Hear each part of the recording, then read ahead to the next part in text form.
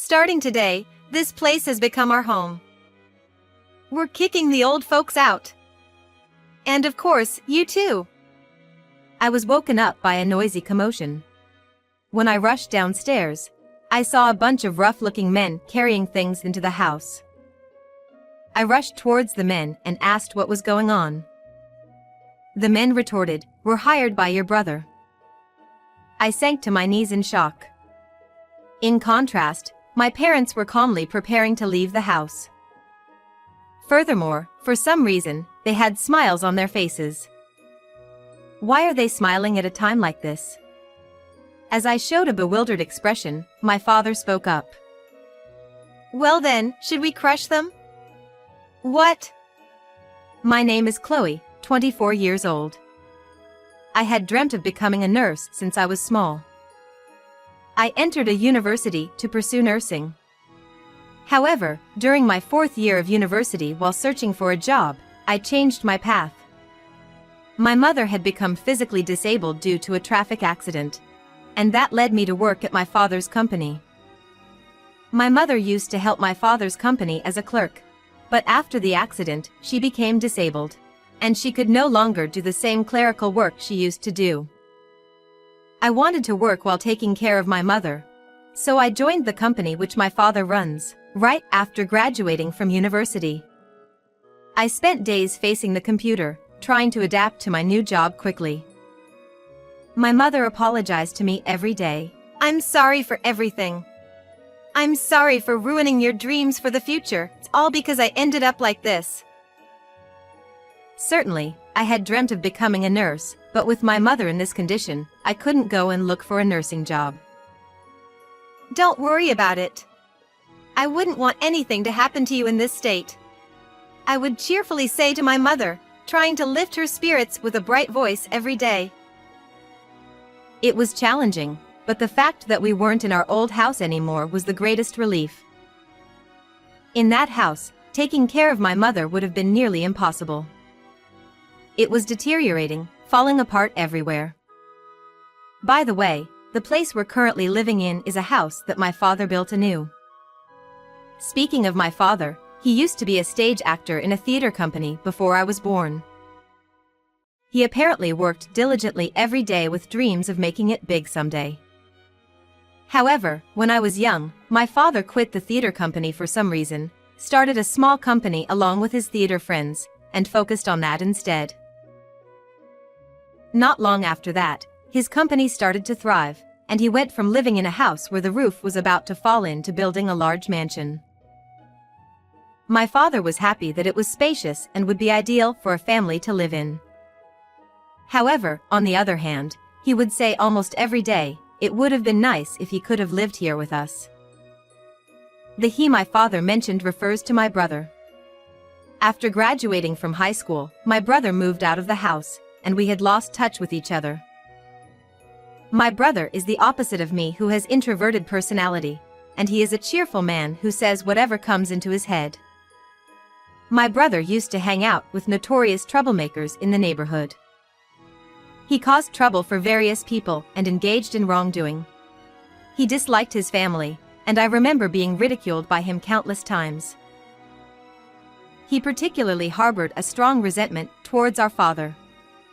It seemed that the reason why my brother disliked his family, especially my father, was because he was being harassed at school for being poor. He hated our father with all his heart, saying that we were poor because our father was an unsuccessful theater actor, and that's why people made fun of my brother. My parents were always worried about my brother, who had disappeared without a trace. But to be honest, I felt more at peace without him around, and I think it's fine for him to remain out of contact. That's when it happened. One day, my brother with whom we had lost touch came to our house out of the blue. Beside him was a beautiful woman who looked like an actress. Apparently, my brother had gotten married at some point, without any of us knowing. "You guys are getting old, so I became worried and came back," he said. However, I distrusted my brother's concern for my father. He used to belittle people, and he was never the kind of person who genuinely cares about others. As I observed my brother cautiously, he looked at me and said, "You've grown up," with a deep sense of emotion. My brother's wife, a woman named Ruby, was smiling and commented, "She's such a cute little sister." Did she change my brother? While my brother might have changed due to marriage, I still believed he would eventually disappear again. That's what I was thinking. However, from that day on, my brother and his wife began to visit us frequently. "I just want to do something for you guys," he'd say. "My mother is also disabled." These were the words I could never have imagined coming from my brother. And Ruby, claiming she was used to it, began helping with our mother's care every day. Furthermore, my brother, who used to deeply resent our father, was now smiling at him. "To think you could build such a splendid mansion. You're amazing. I'm really sorry for being so selfish when I was young," my brother said. He truly seemed to have changed after he got married. Even when he came to our house alone, he'd find time to make phone calls to Ruby. She must be really important to him. At first I was in disbelief, but seeing the change in my brother made me happy. A few days later, when I returned home from work, I found numerous large boxes inside the house. My brother was busy sorting through them. When I asked, "What are these for?" he replied, "We'll need them in the future." Perhaps he brought things necessary for taking care of our mother? I thought that way at the time and didn't pay much attention. However, day by day, more and more boxes arrived. I thought he was bringing too many things, so I told him, "It's really thoughtful that you are bringing all this for Mom, but I think it might be a bit too much." Then my brother's expression suddenly changed. I knew this expression well. That's the look my brother used to have. "It's my family home, so I can do whatever I want, right? You've always been such a nag," he retorted. I couldn't hide my surprise. Suspicion began to well up within me again. My brother was grinning as if he'd won. Then my father came in between me and my brother. Now, just put the large boxes in the big room upstairs." I couldn't quite agree with our father's decision to side with my brother. With our father's permission, my brother continued to bring even more things into the house. Moreover, they started bringing not only my brother's belongings, but also Ruby's belongings into the house. "Sorry for all the stuff," she apologized. But gradually, even the big room upstairs became full with their boxes, and they started putting their stuff in my room without permission. A few days later, I was woken up by a noisy commotion. When I rushed downstairs, I saw a bunch of rough-looking men carrying things into the house. I rushed towards the men and asked what was going on. The men retorted, "We're hired by your brother." While I couldn't understand the situation, I looked around. I noticed my brother giving orders to the men. As I approached him, he laughed derisively, as if mocking me. "Starting today, this place has become our home. We're kicking the old folks out. And of course, you too." Just as I suspected, my brother hadn't changed at all. It seemed he had come back to our family home with the intention of taking it over from the beginning. I'm such a fool for easily believing. Even if I were to tell him to stop right now, he wouldn't listen. "Having old farts and an ugly girl like you in such a spacious mansion would be a waste, so we'll live here for you. Be grateful, will you?" I couldn't stand it when Ruby said this while smiling. Everything she did, even her assistance in taking care of our mother, was for this. When I realized I had been completely deceived, all I could do was to stand there in frustration. I thought my parents would surely be devastated by my brother's betrayal. But my father said something unbelievable. "I understand. We'll leave this house." What? Dad, you can't possibly mean that. If we don't say anything, we'll be driven out of our own home. My brother spat at me to get the hell out of there, despite my confusion, and he and Ruby were laughing hysterically together. Then, as if my brother had remembered something, he pulled out a piece of paper. "I would feel bad if you guys become homeless. A little bit of mercy for you."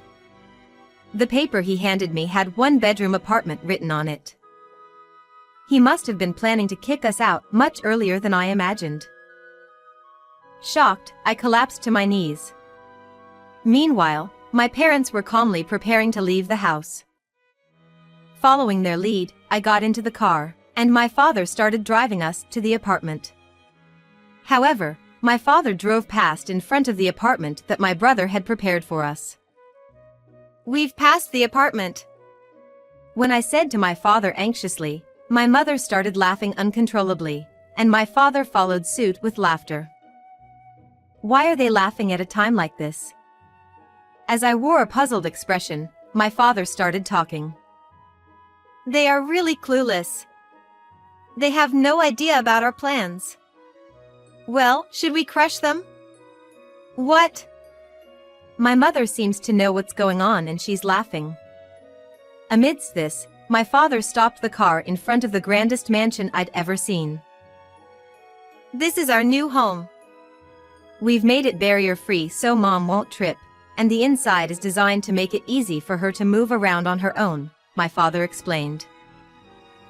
What's going on? I can't follow the conversation at all.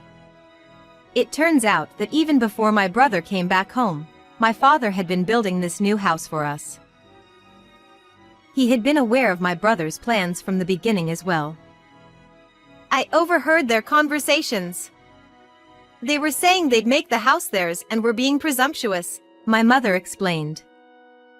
When my brother came home alone, he was often talking with Ruby on the phone, but it wasn't because she was important to him. They were actually coordinating their plans over the phone. Apparently, my mother had accidentally overheard their conversations. It seemed my parents had been waiting for an opportunity to strike back. So, that's what was going on. The pieces were finally falling into place. However, the question still lingered.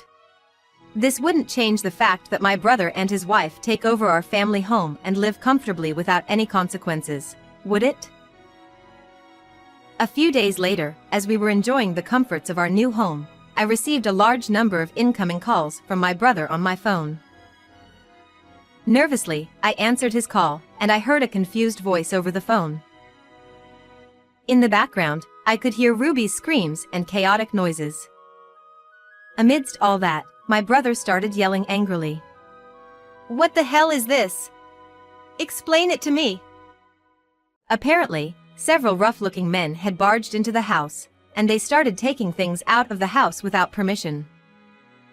When I couldn't understand the situation and looked at my father, he wore a triumphant smile and told me to pass the phone to him. "Oh yeah, the house has already been sold. So, we have to move the stuff out of the house. We won't charge you for the movers. Just a little bit of mercy for you." "What? Sold? I haven't heard anything about that. Are you kidding me?" I heard someone else's voice behind my brother's yelling over the phone. "We'll start the moving process for your belongings," he said in a cheerful voice. It was likely one of the rough-looking men that my brother had mentioned. For some reason, I recognized that voice. Where did I hear this voice? I wondered, but now is not the time. "We've already sold the house we used to live in. What are you going to do about that? Where are we supposed to live now?" My brother's yelling left me utterly dumbfounded. What a self-centered person he is. This was truly a case of reaping what you sow. "You two are truly lousy parents. Do you even know what I went through when I was a kid? Other kids used to make fun of me every single day. It's because we were poor. It's because you were a fucking lame theater troupe member who dreamed of something that would never come true, Dad. Try acting like parents for once. You should give me a house or two." Don't be ridiculous. I was about to retort, but before I could, my mother grabbed the phone. "Stop talking without knowing your father's feelings. Your father quit the theater troupe, gave up on his dreams. It was all for your sake." I had never seen my mother so angry. And I never knew the true reason why my father had quit the theater troupe either. It seemed that my father quit the troupe for my brother's sake. My father seemed to have realized my brother's struggles with bullying at school long before my mother and I did. When I look back at my father, who had been worried about my brother's well-being all the time, he probably sensed it from the subtle changes in my brother's expressions. He understood that our family's financial difficulties were largely due to his own inability to succeed as a theater actor. He didn't want to burden our family because of his own dreams any further. Of course, my mother told him that she didn't care about being poor and she wanted him to follow his dreams. I can infer this from the way she apologized to me every day after she required care. "I'm sorry for everything. I'm sorry for ruining your dreams for the future. It's all because I ended up like this." My mother apologized me every day for ruining my dreams, but perhaps she was apologizing to my father at the same time. My father quit the theater company, saying that spending time laughing with his family was more important than his dreams. However, he couldn't simply tell my brother and me the exact reason, as it might make us think that he sacrificed his dreams for us. I honestly don't know whether that was the right choice. However, my father made his decision based on his own thoughts. After leaving the theater troupe, he joined forces with his fellow troupe members and established a company that eventually led to building this grand house. My father mentioned it casually, but looking back, it's no piece of cake. He must have put in immeasurable effort while we didn't know anything. It was for the sake of the family that he was able to do that, wasn't it? I'm not going to believe that kind of story. Anyway, do something about it. Aren't you my parents? My brother refused to believe anything. My mother couldn't contain her anger and was about to say something, but I quickly hung up the call. There is no point in saying anything to my brother right now. About a month later, apparently my brother called my father for help. It turns out that Ruby's parents have always signed the contracts for all the places that my brother and his wife have lived in for them until now. My brother hid the fact that he was unemployed, lied her parents that he works for a major corporation, and made her parents sign the contracts for expensive apartments for them. I could see how my brother was able to fool her parents from the fact that he used to hang out with the wrong kind of people. However, when everything came to light, it seems that her parents completely abandoned them, saying that they can't deal with my brother and their daughter anymore.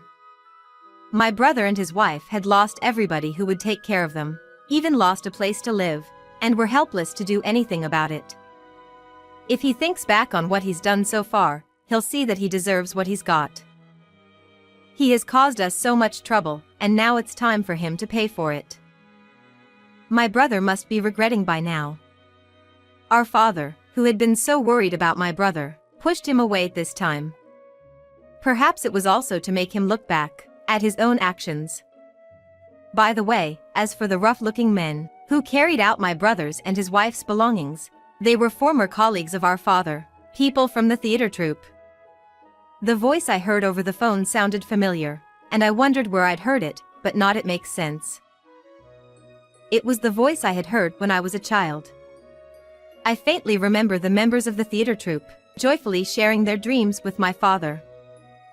When I went to thank the theater troupe members, once again, they told me that my father didn't abandon his dreams, but he chose to pursue new dreams instead. Seeing our parents smiling in the new house, I knew my father had no regrets about leaving the theater company. And they believe that someday, my brother will change his mind and reform himself. I really hope my brother will truly change next time. I'm hoping that one day that will happen.